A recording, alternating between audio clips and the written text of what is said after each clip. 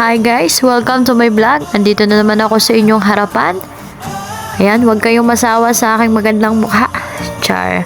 So ito ipapakita ko sa inyo kung ano ba naman ng museyong ito. Kaya samahan nyo ako. Tara!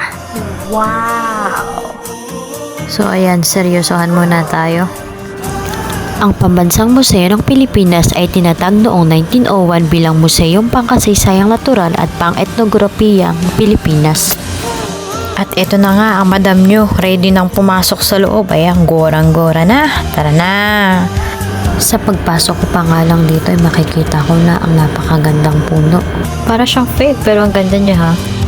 Ito naman ang ating pambansang bayani na si Dr. Jose Rizal, ipinanganak noong Hunyo 19, 1861 sa Calamba, Laguna. Namatay siya noong December 30, 1896 sa edad na 35. Wow! Guys, feel na feel ko dito. Para ako nasa loob ng mansion. Minsan lang to.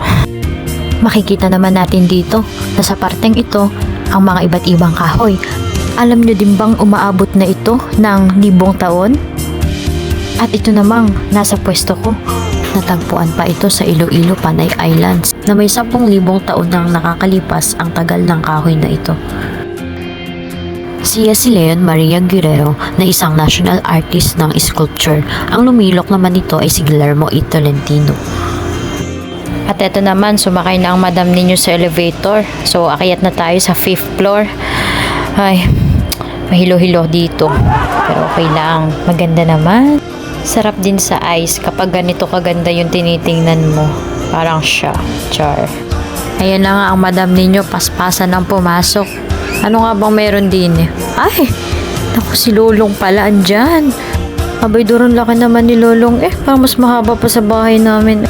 Si Lolong ay namatay noong September 3, 2011. Kaso namatay siya noong February 10, 2013. Dinala naman siya sa museyong ito noong February 14, 2014. Iba't ibang uri namang mga hayop ang makikita natin dito katulad ng mga lamang tubig, lamang lupa at ang mga iba't ibang uri na lumilipad sa himpapawid. Matanglawin at andito naman si Kuya Kim. Ang agilang ito dito sa bansang Pilipinas na kung tawagin ay the Philippine Eagle. Ito naman ay mga natural raptors kung tawagin. May sikreto pala ang buaya. Sila ay maalaga sa kanilang mga anak. Tinatabuhan na ng buaya ang kaniyang mga itlog ng halaman upang maprotektahan ito sa ibang mga hayop. 5 linggo pagkatapos ng pagtatalik, ang babaeng buaya ay nangingitlog ng 30 hanggang 40 itlog. Wow! At ito naman, makikita naman natin ito sa malalim na dagat. Ito naman ang mga iba't ibang bungo ng hayop kung saan tinatawag ito na the science of skulls of phrenology. Nakapokus sa mga scientifico na pag-aralan ang laki, bigat o hugis ng mga ito. Ang bulaklak na ito ay tinatawag na rafflesia. Lumalagpas ito sa 100 cm o katumbas ng higit sa 3 standards ng ruler. Ito rin naman ang pinakamalaking bulaklak sa buong mundo. May hindi rin kaya-ayang amoy ang rafflesiang ito. Kaya naman gustong-gusto ito ng mga insekto. Huwag yung subukan na ibigay yan sa inyong mga kasi hindi nila magugustuhan yan kasi mabaho. Nakakatalino pala kapag pumunta ka dito. Katulad nitong mga butong ito, natagpuan pa ito sa norte. OMG, di ko alam kung sa Manila Zoo ako pumunta. Pero andito lang yan sa National Museum. Alam nyo na yan. Elephant. Ito naman ang labi ng usa. Di ko alam kung may sapi ako dito. Sa Laguna de Bay naman makikita natin ang mga buhangin ito. Scanning electron microscope naman ang tawag dito. Ang SEM may isang instrumento na gumagawa ng isang malaking pinalaking imahe sa pamamagitan ng electron. Kapag hindi nyo siya makita, ito yung gamitin nyo. Ayan nga, inabot na naman ako. Pasensya na kayo guys. Hindi talaga ako nakainom ng gamot. Alam nyo ba na ito ang pinagmiminahan noong unang panahon at makikita natin yan dito sa underground ng pinagmiminahan. Ayan, para siyang multo. Pero hindi. At ito naman yung mga nakukuha nila. Ayan, mga ginto. Ganito pala sila magmina noong unang panahon. Ayan, alam nyo na. From open pit to eco park, kailangan na kasing ayusin ito upang mas mapangalagaan pa ang ating kalikasan. Tinatawag naman itong sedimentary basin. Volcanic mud flow, lahar model naman ang tawag dito. Binubuo ang mundo ng apat na component. Una ay ang crust, mantle, outer core, and inner core. Ang pinakamainit dito ay ang inner core. At eto na naman. Ayan na nga, oh. Magic! Wow! So, tinry ko lang naman. Yehey! Andito naman tayo sa gubat. So, tara na. Pasukin na natin to. Wow! Wow! Ayan naman, oh. Para siyang, siyang owl. Okay. Ito naman pa yung iba. Cute naman ng monkey to. Ayan. Oh, ayan. Tingin-tingin lang ako dyan. So, ayan. Ang daming ibon dito, guys. Ito na naman. Lumalabas na naman yung kabaliwan ko. Ayan. Oh, diba? Oh, ano ka dyan? Huwag ka naman ganyan. Scary ang loob na ito. Sobrang dilim. Pero guys, ang ganda ng makikita nyo. Ayan. Ito pa.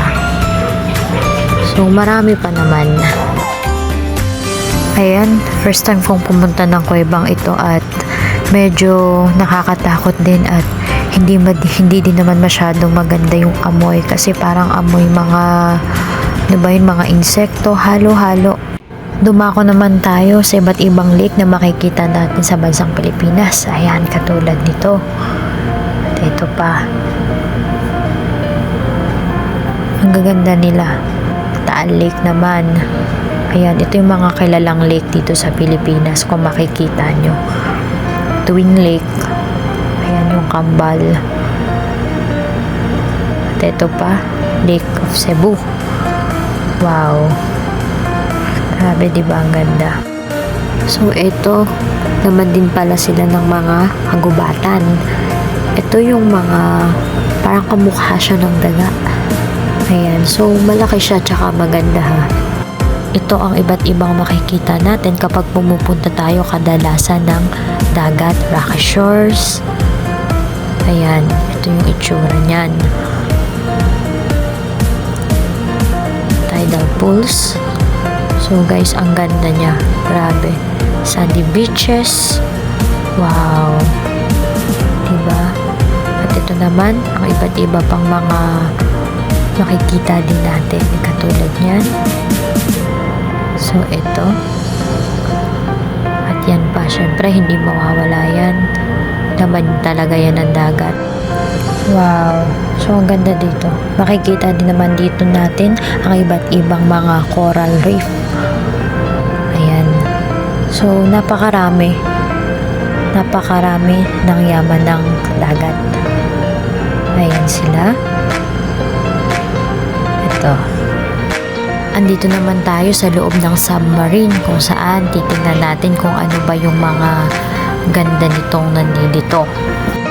Wow, para na tayong nasa Manila Ocean Park nito. So, eto nga. Wow. Grabe. Ang ganda pala talagang pumasok dito. Picture mo na bago magtapos.